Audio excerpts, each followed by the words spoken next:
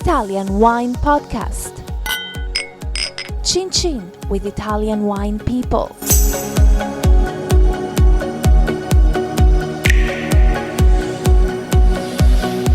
This is the Italian Wine Podcast. My name is Monty Waldin. Today's guest is Steven Spurrier, the wine trade's quintessential Englishman.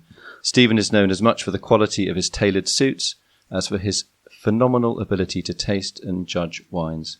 Steven, how did your career in the wine trade begin, and how long ago was that? My career in the wine trade began in February or March 1964 when I joined Christopher's of Jermyn Street near St James's, and they maintained they were the oldest wine merchant in England because they said their records had been destroyed in the Great Fire of London.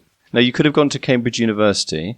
Why did you choose wine? Well, I went to the LSE, so I did go to university. Oh, London School of Economics. Yeah, London School of Economics. So I was at a school called Rugby School, and I found it very boring, and I knew that it would be the same cap and gown and saluting the masters if I went to Cambridge, and I couldn't take any more of that, and I wanted to go to London and grow up. So I told my father I was not taking up my place at Cambridge, and I wanted to go to London. And he said, you've got to go to university. I said, sure, I don't mind. Sure, go to university. So he suggested the LSE with his tongue in cheek because he knew I was bad at maths. So I went to the LSE, and I had a great time in London. So how did you get into the wine trade after your university studies? Well, I joined the London School of Economics Wine Club. I read about wine, Alexis Lechine, André Simon, and there were some rather fanciful English wine books with titles like The Wayward Tendrils of the Vine. And I just knew that after the LSE, the wine trade was what I wished to do. And I have to admit, I had private means, so I was in a position to choose my profession rather than have to have it chosen for me. So you moved to Paris? Well, no, I was for 3 years in the London wine trade. And then I bought a property with a big ruin on it in Provence. I was pre-Peter Mayle, and my wife and I, the day we got married, 31st of January 1968, we left on the Golden Arrow and became residents of France. And so we lived in Provence on our property trying to rebuild the ruin for about 3 years, and that didn't really work out the way we'd hoped. And so I said to my wife, well, we'll go to Paris and I'll go back into the wine trade. And so we got to Paris, but there was no wine trade in the structured way there was in London. I don't know why I thought there might be, but there certainly wasn't. And so walking up a little street one day on the way to lunch with a friend of mine, we passed a wine shop, and I said, that's my dream, to buy a little wine shop like that. And he dragged me into the shop, and I looked at the shelves, and the owner of the shop, a nice lady, said, may I sell you something? And my friend said, yes, your shop. My friend would like to buy your shop. So that's how it all began. As simple as that. Yes, but what was wonderful about it is that the owner of the shop, her husband had died 2 or 3 years previously, and he'd been a very good caviste, as we were called, well, as French wine merchant shop owners were called. Although the shop had been on the market for a year or two, she wasn't convinced that a young Englishman could really follow the reputation of her late husband. And so she hesitated in selling me the shop, even though we'd gone through all the numbers. And I said, well, look, Madame Fischer, I'll work for you for free for 6 months. And then after 6 months, if you find I can honor the memory of your husband, you can sell me the shop, which was brilliant because during those 6 months, I A, learned a lot more French, B, got to know exactly what I wanted to do with the shop. And so when she sold it to me on the 1st of April, 1971, I placed an advertisement in the Herald Tribune which said, your wine merchant speaks English. Brilliant. And so basically, Paris, I was in the 8th. It's location. I was beside all the embassies, IBM, the American banks. I mean, I was the only English-speaking wine merchant in Paris. So it started off pretty well. So the next milestone in your life was the Judgement of Paris in 1976. What was that all about? Well, the next milestone in my life was to found l'Académie du Vin, which was the first private wine school in France, with an American partner called John Winroth, who was the wine correspondent for the Herald Tribune. And it was via l'Académie du Vin, because we were the only English-speaking wine school in Paris, and we had a big tasting room. So California vintners used to come over with their wines, and Robert Finnegan, who was then the top wine writer in America, he was replaced in 82 or 3 by Robert Parker. and Alexis Besbeloff, who wrote for the New York magazine, we began to be exposed to California wine, which I had never even thought of before.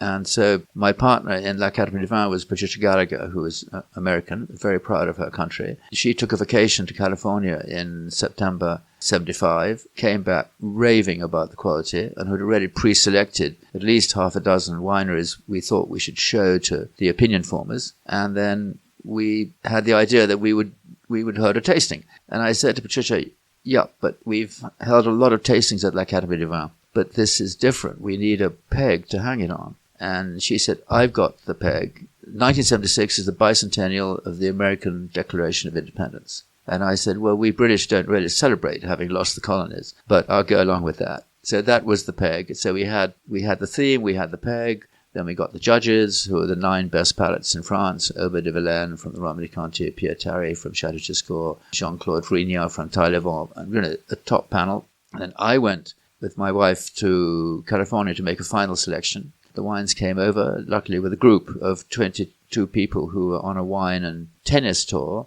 with Andrei Chelychev, the great Russian enologue. And they brought the wines over. Otherwise, I probably couldn't have gotten the wines into France. And only about 2 weeks before the tasting happened, it was not going to be blind. It was just going to be showing 6 Chardonnays from California and 6 Cabernets from California to the opinion formers. Did I realize that of the 9 judges, only one, Aubert de Vilaine, who was married to a girl from San Francisco, would have ever tasted California wine before. And so even with the best will in the world, the judges, knowing that California was on America's west coast, somewhere north of Mexico, they might have thought of it like southern Spain or southern Italy. And I might not have got the recognition for the quality of California wines that I was after. And so I told Patricia, I said, look, we got to change it into a blind tasting. I said, I'm going to put the top red Bordeaux, the top white Burgundies up against these. We'll serve them blind and we'll see what happens. So France versus California. France versus California. And so I chose for the red wines, Haut-Brion 70, Mouton 70, Le Velasquez 71, and Montrose 70, all very high in Cabernet Sauvignon. And for the whites, we had Baton Montrachet 73, Puligny Les Pucelles 72, Merceau Charme 73, and Beauclerc de Mousse 73. So top. And the order of serving was drawn out of a hat. Even I didn't know what the order of serving was. And when the judges turned up and when they were seated, ready to start, I said, you've come to taste California wines, and I thought it would be instructive to taste them against French wines. And I'd like to do it blind, but I need you to agree. Bien sûr, they said, pas de problème. And the rest is history. So who won? We did the whites first, and I can tell you, 6 judges put Chateau Montelena first, and 3 judges put Chalon first. My bet was on Chalon for the whites and Ridge for the reds. So they're all California wines that were voted top. So there was no question where it went on the whites. Because it took a little time to clear up the whites before the reds were served, they handed in their notes and voting papers, a marking out of 20. And we took all their marks and divided by 9, and Chateau Montelena was 3 points ahead of Merceau Charme. That was met with surprise, not consternation, surprise, because the California whites were indeed very good. And then the reds were served, and I had the firm impression that they didn't want to make the same mistake twice. They were quite critical of the California wines, which they could sense were Californian. Stag's Leap came top by a whisker because I think they thought it was French. It was made from 3-year-old vines, 100% Cabernet Sauvignon. Andrei Chelychev had been the advisor. Warren Winiarski was the winemaker. But even so, we ran the numbers time and time again, and enough judges put Stag's Leap top to make it valid. So the top red was again a California. The top red was again California, and then there was Mouton, and then Montrose, and then Haut-Brion, and then Ridge came 5th, and Le Velasquez came 6th, and the last 4 wines were Californian. So if you look at the result of the reds, it wasn't so much a victory for California as the whites were, but the California wine was judged to come first, and that was what made the press. So that's a little bit about your time in France. You're a frequent visitor to Italy. You come to Montalcino, I think, every summer at least. Well, my wife and I lived in France. We moved to France, as I said, in 1968. Then we moved to Paris in 1970. We moved back to London as a family in 1982. But I then continued to commute to Paris because I still had the shop and the various other wine businesses I had. And then I sold everything up in 1988 and came back to London, and I'd already written some books, and I decided that I wouldn't employ anybody ever again, and I'd just employ myself, and so I had to turn myself into a wine writer and a wine consultant, which is what I did. And I ran the Harrods wine department for about 6 months, which was a very interesting experience, and that got me back into the swim of the London wine trade. And then I met Sarah Kemp, who was at Decanter and had ambitions for Decanter, which she eventually took over. And she said, at some point, I'd like you to come and write for us. And then when I left my job at Harrods, I said, okay, Sarah, we can start. So basically, from about 1993, it was life at Decanter, and that's been, where I've been. I've done lots of other consulting stuff and lots of other stuff parallel to that, but Decanter's really been the hat that I've been wearing. But to get back to Italy, I'm a good friend of Peter Femfort from Fattoria and Litardi in Chianti, and a good friend of the Sestas from Casa di Argiano. So each summer, my wife and I and a few friends spend a week at Litardi and then a week and a bit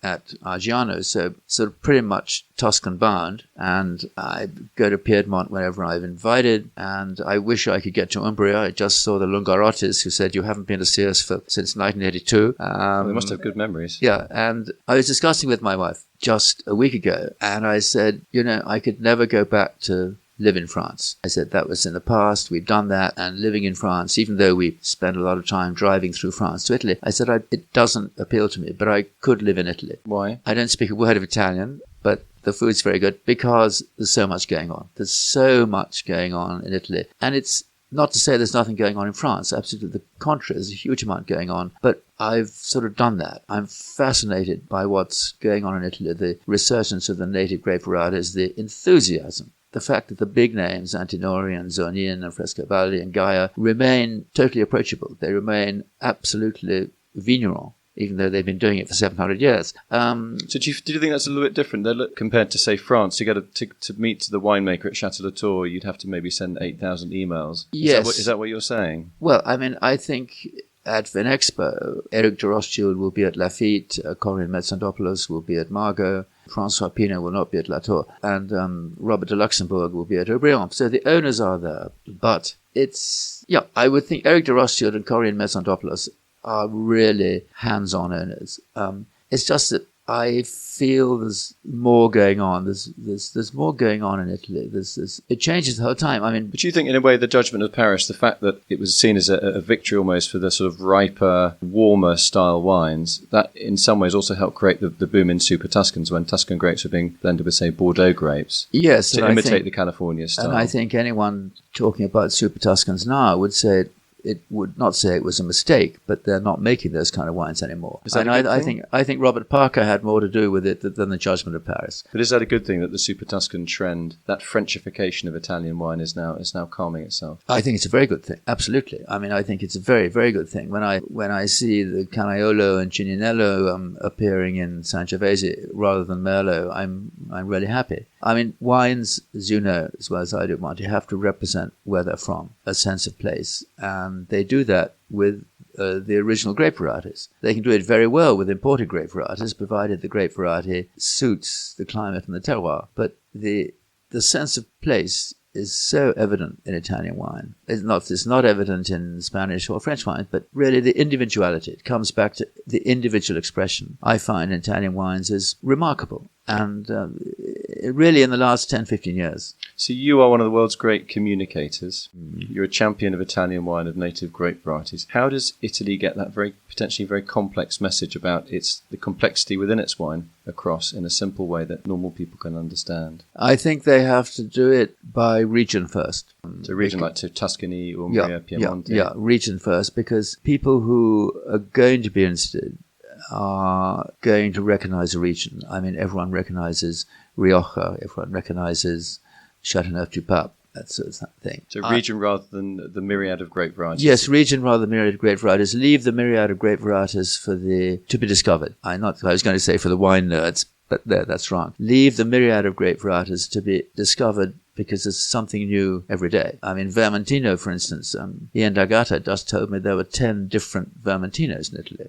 I didn't know that until yesterday. But then I was with Ian and a group of his students up in Friuli tasting red grape varieties I'd never even heard of. The Rufosco and... Well, not even that I had heard of, but there was one whose translation was cut the tongue because it was so Tatalenghi. Yeah, fantastic wines. And wines to go with food. Now, that's another thing. You seldom see an Italian drinking wines without food, a glass of Prosecco or a glass of white as an aperitif, but the Italian wines are so meant to go with food. And that, I think, is something which should be stressed as well. It's a marriage. I mean, you don't need to say this wine with that food, but they are the ultimate wines for food. Do you think also the Italian lifestyle is something that consumers find very appealing? They maybe see French wine as a little bit stuffy, and Italian wine they see as a little bit more relaxed, a bit more sort of family-oriented? I think that's an important point. If you look at Francesco Zonin, he's so dashing, and he's on the back of Decanter magazine, a big photograph of him with this sort of gorgeous flowing dark hair. I mean, I think